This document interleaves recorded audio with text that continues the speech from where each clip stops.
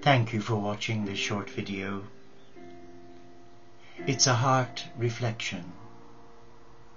And what I'd like to use as the analogy is Spaghetti Junction.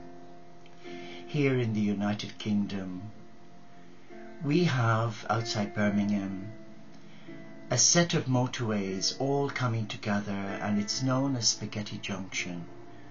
It's a bit of a nightmare for the novice driver, because take the wrong turn and you could end up in Scotland. So how does this relate to you and me on the spiritual path? Very simply, if we listen to our heart, we are guided to take the right lane. And if we choose not to listen to our heart, then we end up taking a slip road that leads us on to another motorway, that leads us miles away from our destination. And often in later life, you realize that you should have listened to your heart, because your heart is your teacher. Your heart is the gateway to your soul, your higher self, and it is the gateway to the Supreme, to God. Over the years, I've been supporting a lot of beautiful people, both as a nursing monk and then as a senior nurse in palliative care, where I gave over 12 years of my life caring for the dying. But over the last 14 years, as a contemplative monk, I have been privileged to meet a lot of truly inspirational people, many of whom have no face. But that doesn't say they're not beautiful, because they are. And I don't particularly single out those with a belief.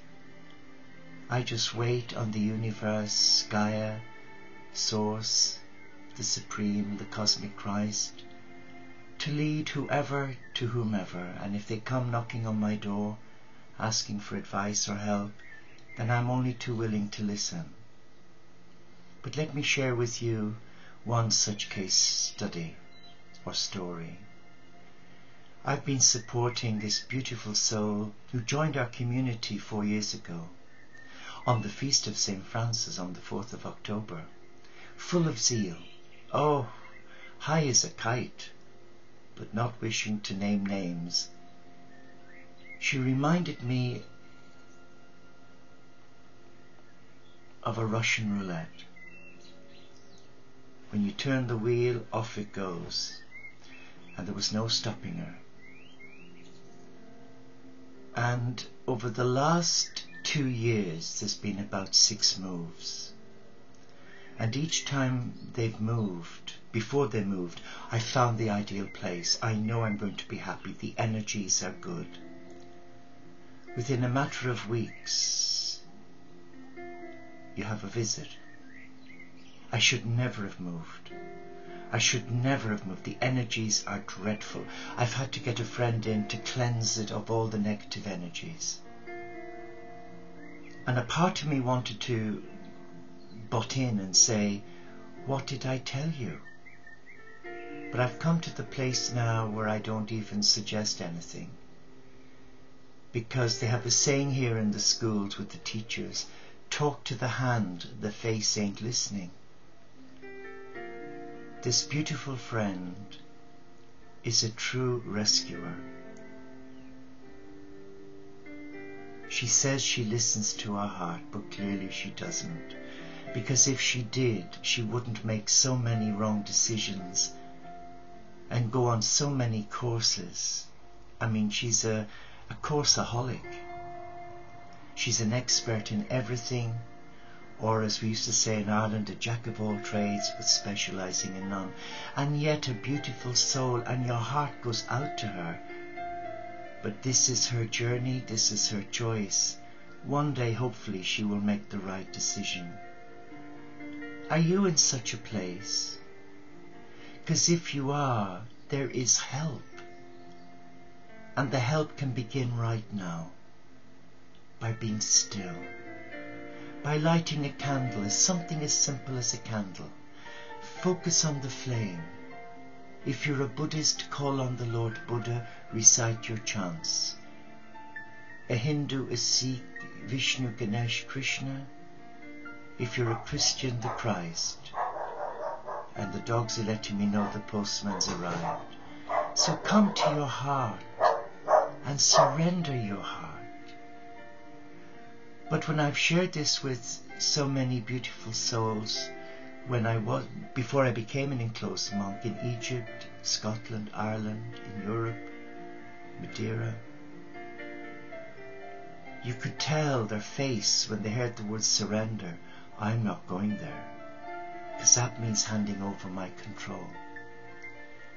And nothing could be further from the truth, because if you surrender your heart to your higher self as a child of God, you know you're on the right track. And you know the Father, Mother God does not expect anything of us but to receive. How disillusioned was I as a young nursing monk in the Catholic Church. We were led to believe that we had to put stones in our shoes to feel the pain, kneel on stones, have baths in cold water, whip ourselves with athlete shoelaces with knots in it, wear a dog chain round our hip and pull on it to draw blood. For what? When I look back, I realize no wonder so many beautiful young men and women who gave their lives to God, who went in through that system of deprogramming from a positive mindset into a negative, fearful, controlling mindset. Trust me, I came through it, but it took 12 years of counselling to come out well at the other side, because there was so much guilt. Is that what God expects of us? No, it's not. I love my church, but I no longer like it because I don't resonate with it. I don't resonate with it because of the abuse, because of the conspiracy, because of the lies and the dishonesty. But I do support the present Pope, Pope Francis, because he's an honourable man, he's a man of the people. He doesn't want the pomp and the ceremony. He's moved out of the Vatican into a simple one-bedroom bedsit. He's chosen to live a minimalist life, much to the annoyance of the Vatican officials, because many of them are so used to the fine wines, expensive meals, and the adulation from others. Pope Francis doesn't want any of it. He's wanting people to come back to their roots. So if you're driving along merrily, knowing that you're doing the right thing, then when you hit a junction like Spaghetti Junction, where I believe there's about 14 motorways all converging, and lots of slip roads, if you look down from a helicopter, you think, my God, how in God's holy name do you get from A to B? But if you're focused and your intentions are honourable, and you've surrendered your heart to the light, then that inner knowing, that wisdom, that spirit, the I am presence, will guide you through the maze of confusion. And I'm not saying to you that I haven't made mistakes. I have been at many spaghetti junctions where I thought I knew best. And many years later I realized, why was I so stupid?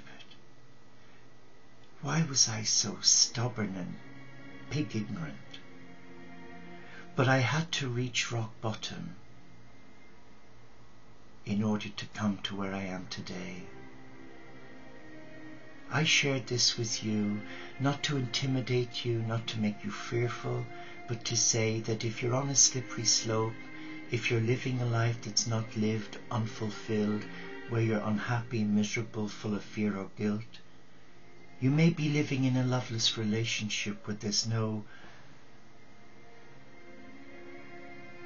tangible expression that you are loved, then it's time to take back your power. It's time to come into your power as a child of God. And it's time for you to manifest your abundance, which is your birthright as a child of God. But it all rests with you, because you've been given the gift of free will. You can choose or not. And there's no pressure on you from anyone, not even from God, to convert to a religion. That's man. If you truly look at that simple flame in the candle, and that represents something for you of beauty, of light, then allow that light to come in. Invite that light into your life. Invite that light to touch you and empower you.